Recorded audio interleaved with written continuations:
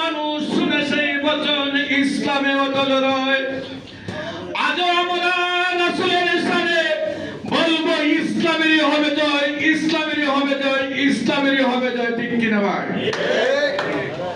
হিন্দু, বুদ্ধ, খ্রিস্টান, আদিবাসী, মুসলমান প্রত্যেকটি ধর্মের মধ্যে শান্তি প্রতিষ্ঠার বাণী রয়েছে। ঠিক কিনা?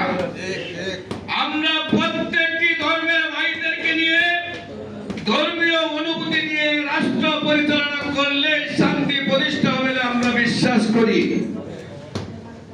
আজও আপনারা বুকার শহরে বসবাস করছেন, আমরা দেখতে পাচ্ছি এনসিপি যেখানে প্রার্থী দিচ্ছে বিএনপি সেখানে প্রার্থী দিচ্ছে না, যেখানে জামাত প্রার্থী দিচ্ছে সেখানে এনসিপি বিএনপি প্রার্থী দিচ্ছে না। আবারও নাটক। এইসব নাটক যদি আবার সৃষ্টি হয়, বাংলার জনগণ আরেকটি আন্দোলনের মাধ্যমে আপনাদেরকে দেশ থেকে বিদায় করতে বেশি সময় লাগবে না।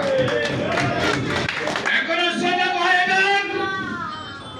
যতগুলি রাজনৈতিক দল রেজিস্ট্রেশন আছে, আমি বিশ্বাস করি প্রত্যেকটি রাজনৈতিক দলের চেয়ারম্যান মহাসচিবের যোগ্যতা আছে রাষ্ট্র পরিচালনা করা। আমি বিশ্বাস করি বাংলাদেশে অনিবন্ধিত 300 রাজনৈতিক সংগঠন এবং নিবন্ধিত 300 রাজনৈতিক সংগঠন প্রত্যেকেরই রাষ্ট্র পরিচালনা করার যোগ্যতা আছে।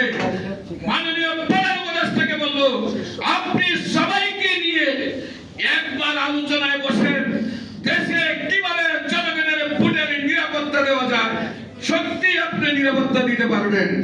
এছাড়া আপনাকে একবার বিএনপি যখন কুচা দেয়, আপনি বিএনপির সাথে হাত মিলান।